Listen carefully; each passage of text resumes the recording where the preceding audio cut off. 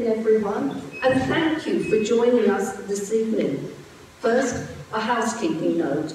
We'd appreciate you checking that any handheld devices are on mute before our programme gets underway. Tonight has been prepared as a winter soundscape of music and word.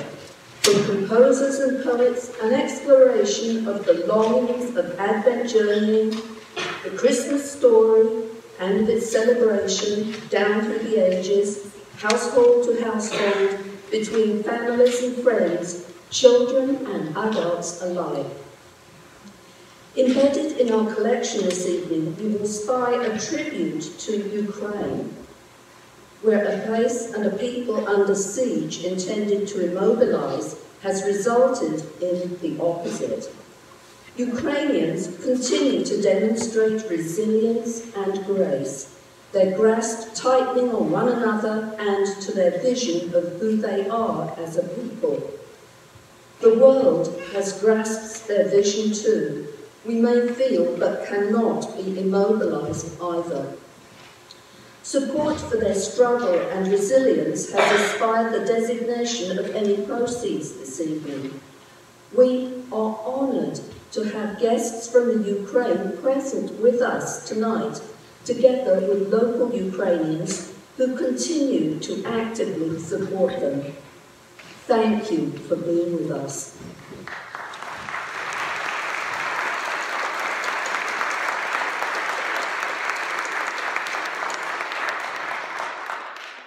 The centrepiece around which we warm ourselves tonight, writer Dylan Thomas's classic, A Child's Christmas in Wales. We are so very pleased that Adam and Amelia Ward will animate this for us.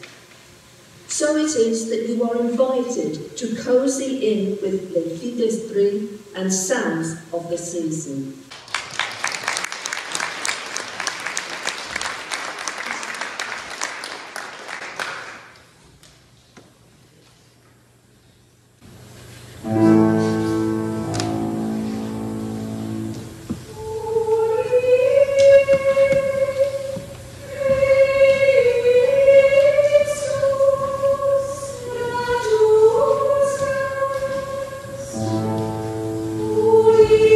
So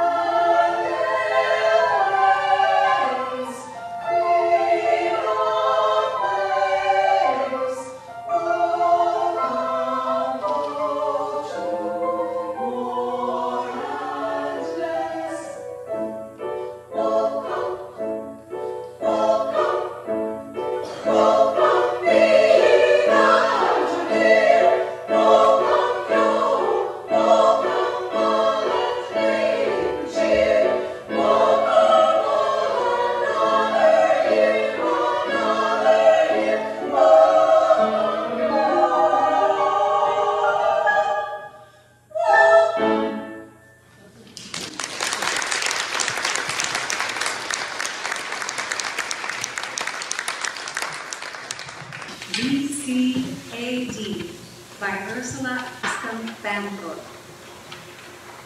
This was the moment when before turned into after, and the future's uninvented timekeepers presented arms. This was the moment when nothing happened, only dull peace sprawled boringly over the earth.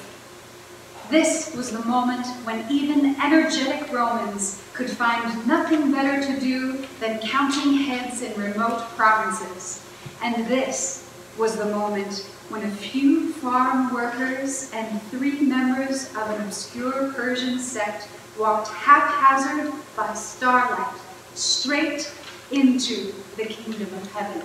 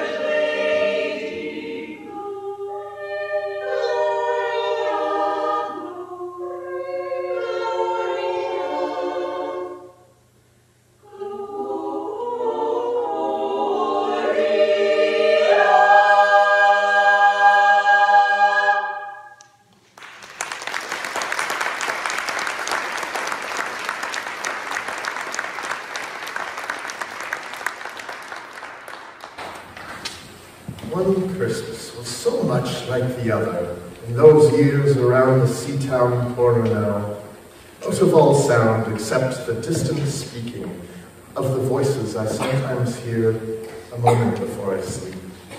That I can never remember whether it snowed for 6 days and 6 nights when I was 12, or whether it snowed for 12 days and 12 nights when I was 6.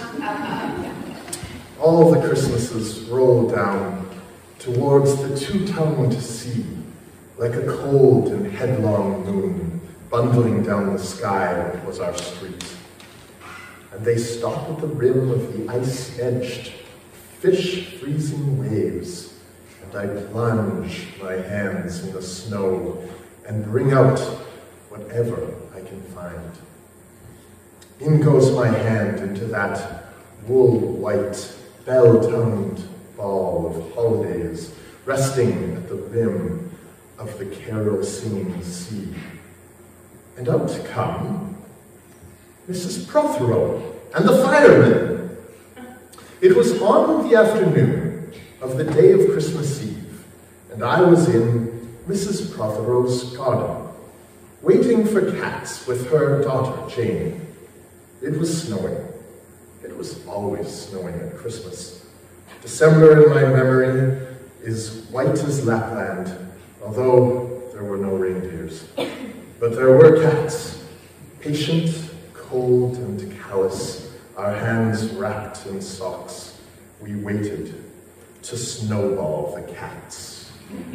Sleek and long as jaguars, and horrible whiskered, spitting and snarling, they would slide and sidle over the white back garden walls and the lynx-eyed hunters, Jane and I. Fur-capped and moccasin trappers from Hudson Bay, off Mumbles Road, would hurl our deadly snowballs at the green of their eyes. The wise cats never appeared. We were so still, Eskimo-footed Arctic marksmen in the muffling silence of the eternal snows. Eternal, ever since Wednesday. That we never heard Mrs. Prothero's first cry from her igloo at the bottom of the garden. Or if we heard it at all, it was to us like the far-off challenge of our enemy and prey, the neighbor's polar cat. But soon the voice grew louder. "Fire!" cried Mrs. Prothero, and she beat the dinner gong. And we ran down the garden with the snowballs in our arms towards the house, and smoke indeed was pouring out of the dining room, and the gong was bombulating, and Mrs. Prothero was announcing ruin like a town crier in Pompeii. This was better than all the cats in Wales standing on the wall in a row. We bounded into the house, laden with snowballs, and stopped at the open door of the smoke-filled room. Something was burning, all right. Perhaps it was Mr. Prothero, who always slept there after midday dinner with a newspaper over his face. But he was standing in the middle of the room, saying, "A fine Christmas!" and smacking at the smoke with a slipper.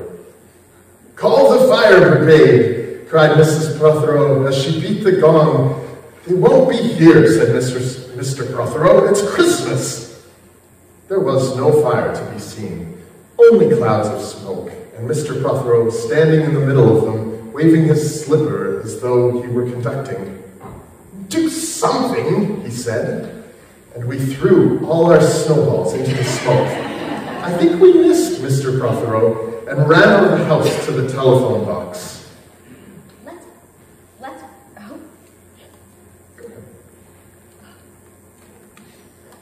Let's call the police as well, and the ambulance, and Jenkins, he likes spiders.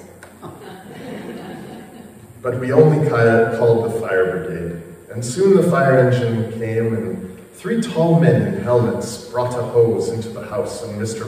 Prothero got out just in time before they turned it on. Nobody could have had a noisier Christmas Eve, and when the firemen turned off the hose and were standing in the wet, smoky room, Jane's aunt, Miss Prothero, came downstairs and peered in at them. Jane and I waited, very quietly, to hear what she would say to them. She said the right thing, always. She looked at the 3 tall firemen in their shining helmets, standing among the smoke and cinders and dissolving snowballs, and she said, "Would you like anything to read?"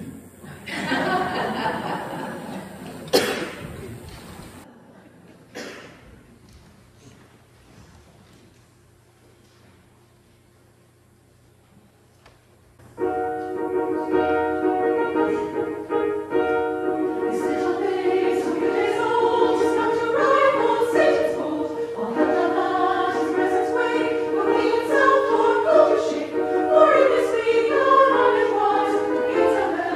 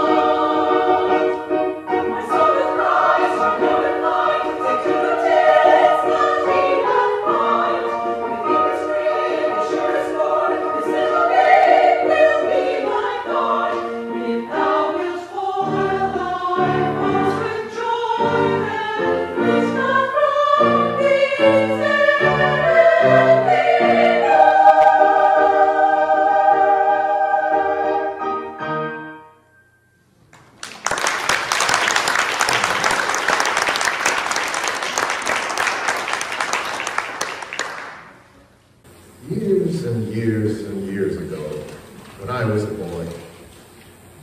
When there were wolves in Wales, and birds the color of red flannel petticoats whisked past the harp-shaped hills. When we sang and wallowed all night and day in caves that smelt like Sunday afternoons, in damp front farmhouse parlors, and we chased, with the jawbones of deacons, the English and the bears, before the motor car, before the wheel, before the duchess-faced horse.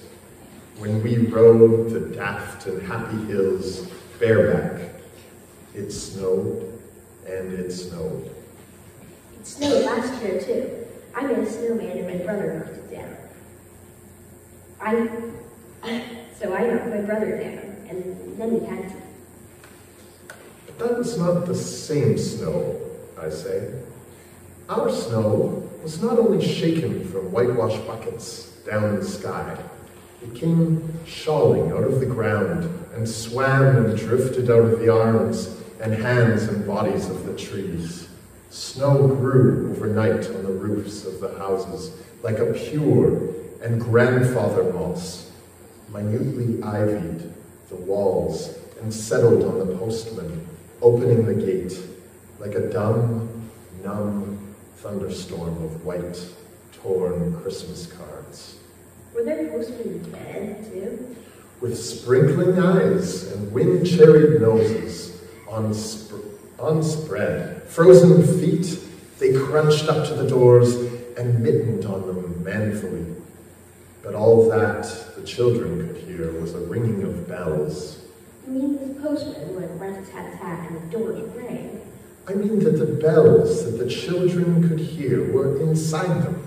I only hear thunder sometimes, never bells. There were church bells too. Inside them? No,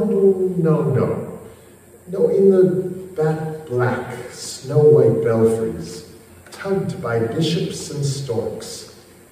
And they rang their tidings over the bandaged town, over the frozen foam of the powder and ice cream hills, over the crackling sea. It seemed that all the churches boomed for joy under my window, and the weathercocks crew for Christmas on our fence.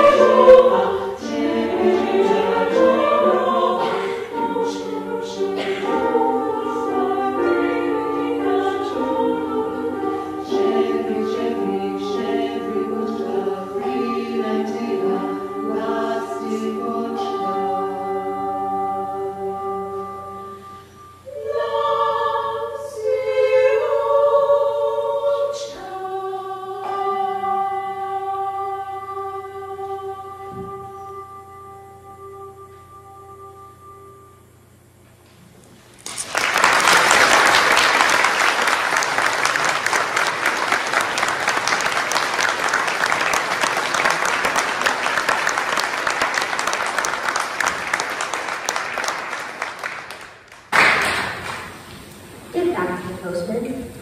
They were just ordinary postmen, fond of walking and dogs and Christmas and the snow. They knocked on the doors with blue knuckles. Ours has got a black knocker. And then they stood on the white welcome mat in the little drifted porches and puffed, making ghosts with their breath, and jogged from foot to foot like small boys wanting to go out. Get back to the presents. And then the presents, after the Christmas box, and the cold postman with a rose on his button nose tingled down the tea tray slithered run of the chilly glinting hill. He went in his ice-bound boots like a man on fishmonger's slabs. He wagged his bag like a frozen camel's hump, dizzily turned the corner on one foot, and by God, he was gone.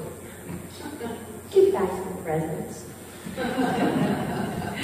There were the useful presents, engulfing mufflers of the old coach days, the mittens made for giant sloths, zebra scarves of a substance like silky gum that could be tug-of-war down to the galoshes, blinding tam-o'-shanterns like patchwork tea cozies, and bunny-suited lesbies, and balaclavas for victims of head-shrinking tribes. From aunts who always wore wool next to the skin, there were mustached and rasping vests that made you wonder why the aunts had any skin left at all. And once, I had a little crocheted nosebag from an aunt, now, alas, no longer winging with us, and pictureless books in which small boys, though warned with quotations not to, would skate on Farmer Giles's pond, and did and drowned, and books that told me everything about the wasp, except the why. Go on to the useless presents. Ah, the useless presents. Bags of moist and many-colored jelly babies, and a folded flag, and a false nose, and a tram conductor's cap, and a machine that punched tickets and rang a bell. Never a catapult. Once by mistake, that no one could explain, a little hatchet, and a cellular duck that made, when you pressed it, a most unduck-like sound. A mewing moo that an ambitious cat might make who wished to be a cow, and a painting book in which I could make the grass, the trees, the sea, and the animals any color I please. And still the dazzling sky-blue sheep are grazing in the red field under the rainbow-billed and pea-green birds. Hard-boils, toffee, fudge, and all sorts. Crunches, cracknel, humbugs, glaciers, marzipan, and butterwelsh for the Welsh. And troops of bright tin soldiers who, if they could not fight, could always run. And snakes and families and happy ladders, and easy hobby games for little engineers, complete with instructions. Oh, easy for Leonardo da Vinci. And a whistle to make the dogs bark, to wake up the old man next door, to make him beat on the wall with his stick, to shake our picture off the wall. And a packet of cigarettes. You put one in your mouth, and you stood at the corner of the street, and you waited for hours, in vain, for an old lady to scold you for smoking a cigarette. And then, with a smirk, you ate it. And then it was breakfast under the balloons.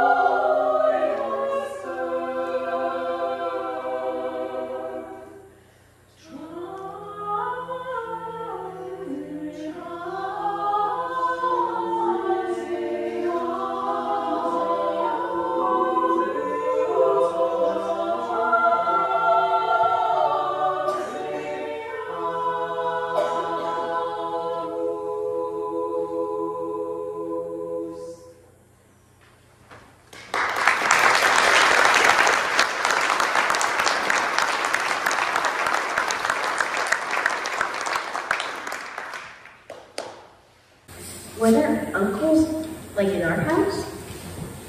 There were always uncles at Christmas. The same uncles.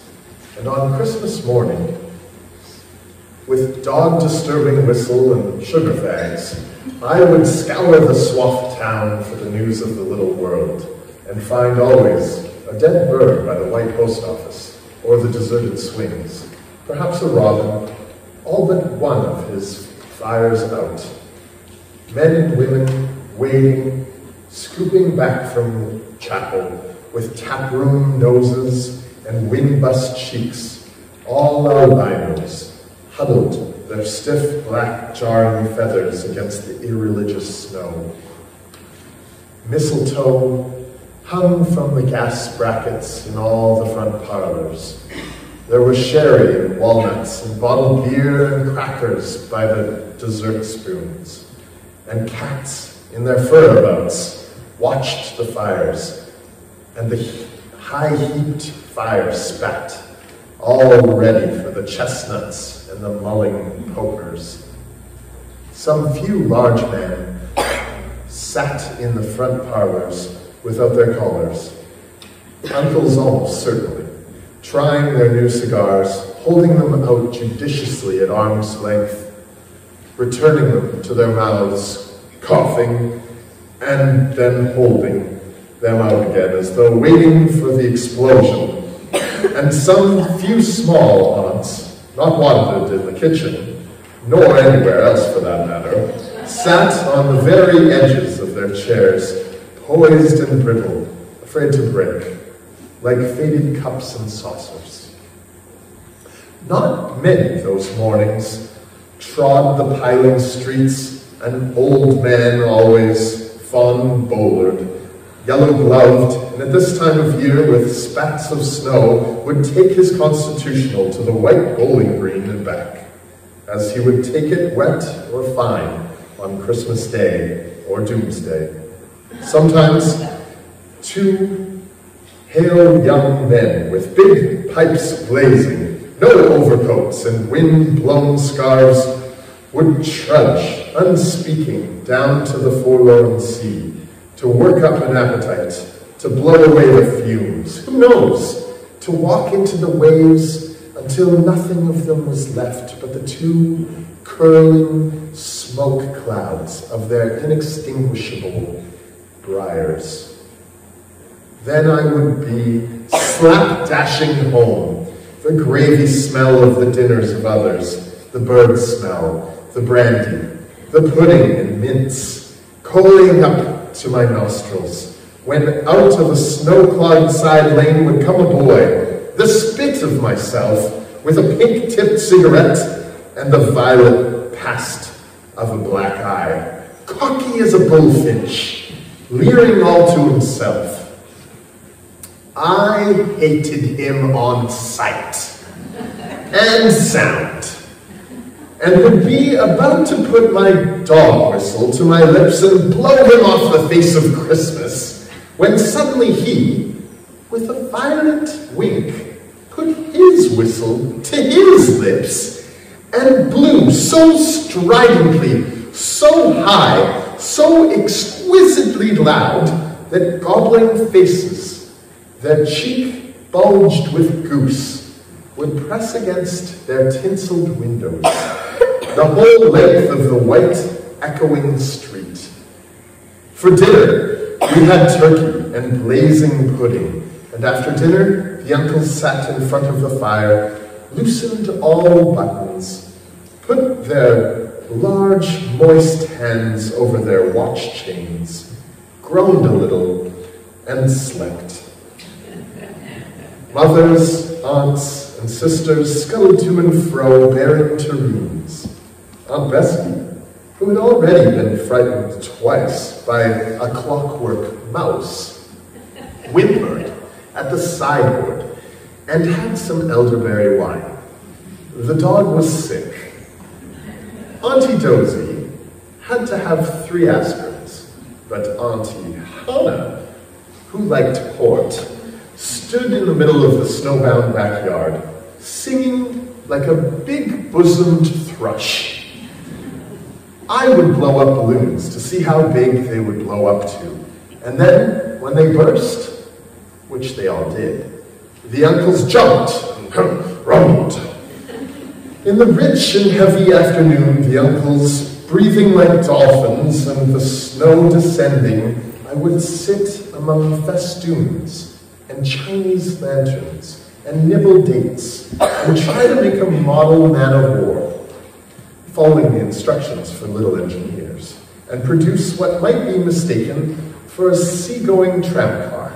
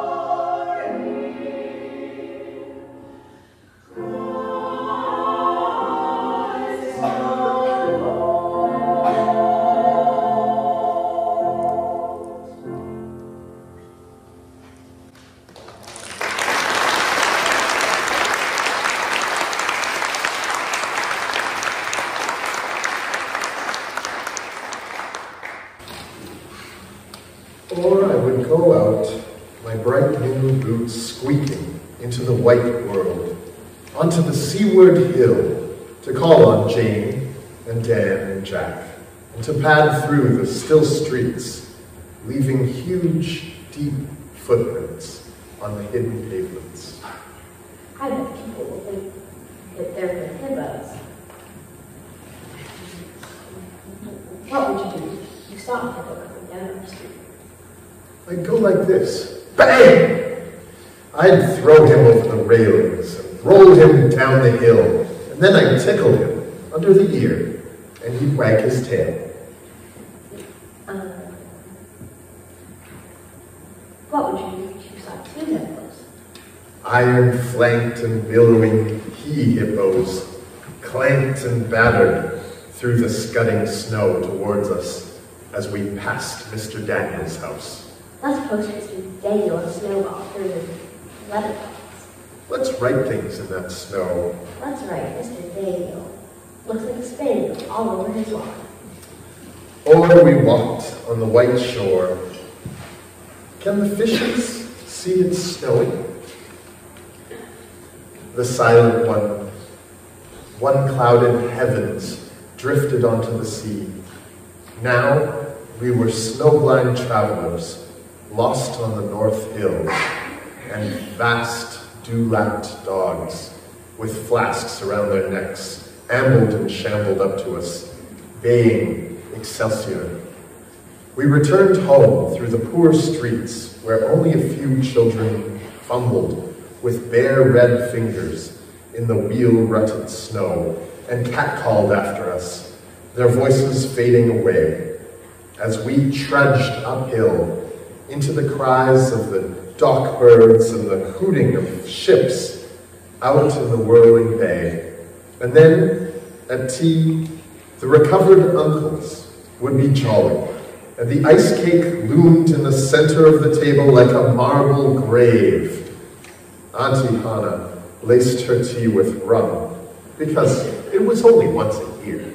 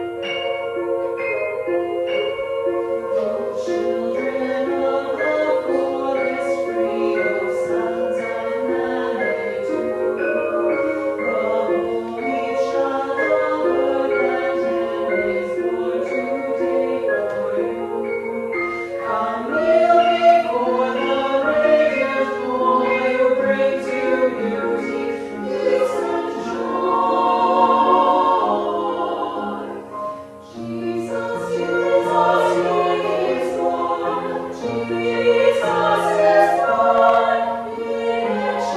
is born.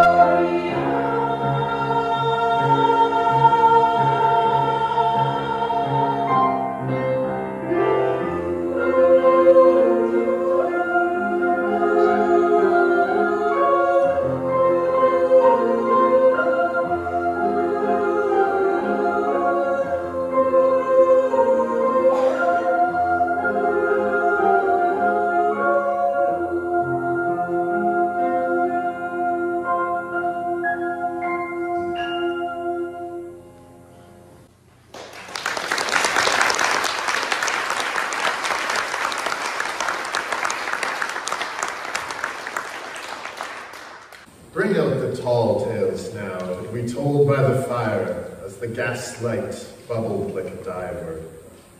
Ghosts wooed like owls in the long nights when I dared not look over my shoulder. Animals lurked in the cubbyhole under the stairs where the gas meter ticked. And I remember that we went singing carols once when there wasn't the shaving of a moon to light the flying streets. At the end of a long road was a drive that led to a large house, and we stumbled up the darkness of the drive that night, each one of us afraid, each one of us holding a stone in his hand in case, and all of us too brave to say a word. The wind through the trees made noises as of old and unpleasant, and maybe web-footed men wheezing in caves. We reached the black bulk of the house. What shall we give them? Hark the herald? Nah, Jack said. Good King Wenceslas. I'll count 3. 1, 2, 3. And we began to sing, our voices high and seemingly distant in the snow-filled darkness round the house that was occupied by nobody we knew. We stood close together, near the dark door. Good King Wenceslas, no town, on the feast of Stephen. And then a small, dry voice, like the voice of someone who has not spoken for a very long time, joined our singing. A small, dry, eggshell voice from the other side of the door. A small, dry voice through the keyhole. And when we stopped running, we were outside our house. The front room was lovely. Balloons floated under the hot water bottle gulping gas.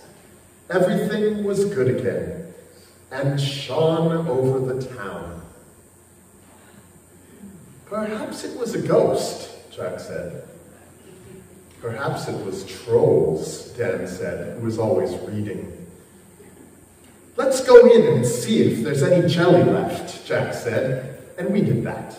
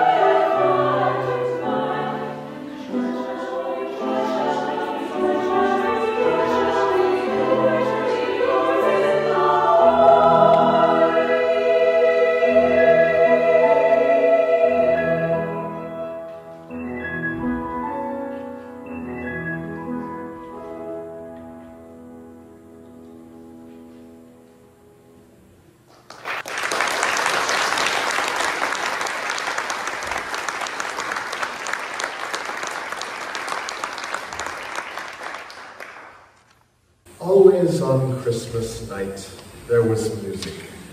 An uncle played the fiddle, a cousin sang Cherry Ripe, and another uncle sang Drake's Drum. It was very warm in the little house. Auntie Hannah, who had gone on to the parsnip wine, sang a song about bleeding hearts and death. And then another in which she said her heart was like a bird's nest. And then everybody laughed again. And then I went to bed, looking through my bedroom window out into the moonlight and the unending smoke-colored snow. I could see the lights in the windows of all the other houses on our hill and hear the music rising from them up the long, steadily falling night. I turned the gas down. I got into bed. I said some words to the close and holy darkness, and then I slept.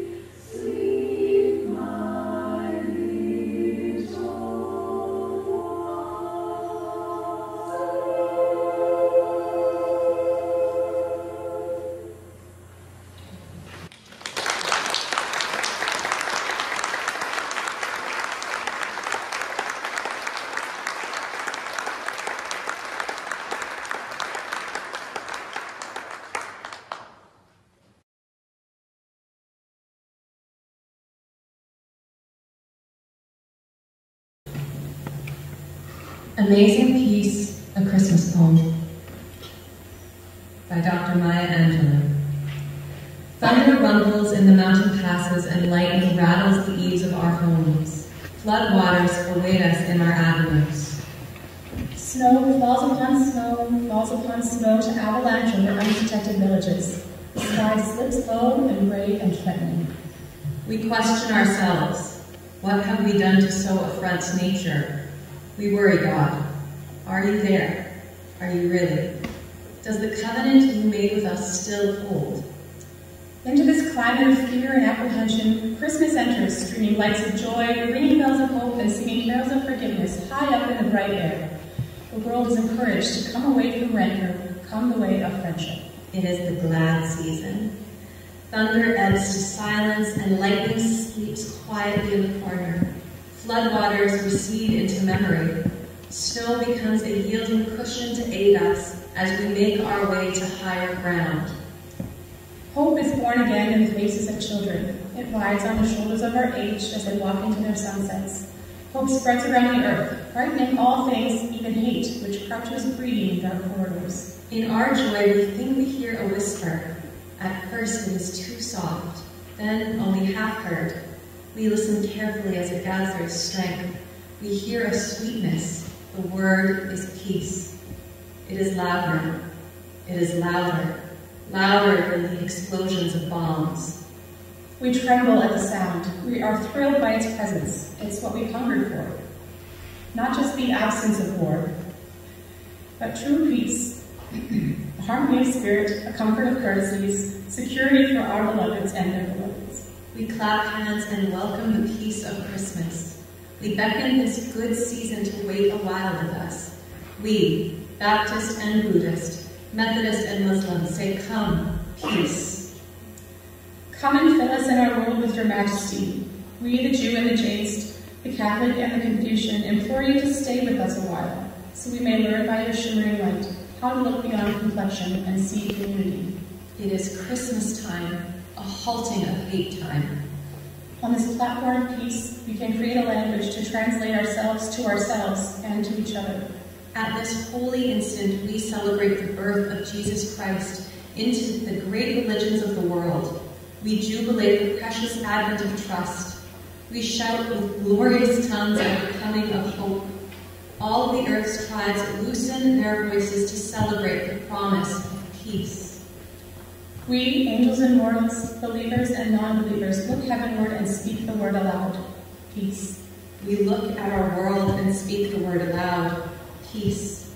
We look at each other, then into ourselves, and we say without shyness or apology or hesitation, Peace, my brother. Peace, my sister. Peace, my soul.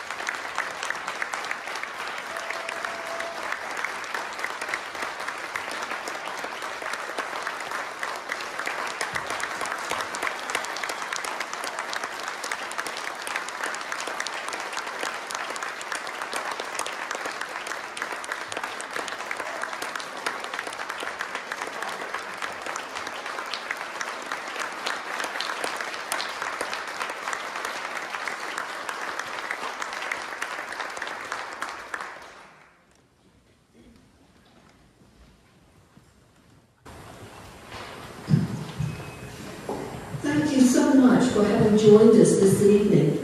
We hope that somewhere in all this you have connected to words, music, or images that in turn help to inspire the hope, peace, joy, and love that are this season's intentions.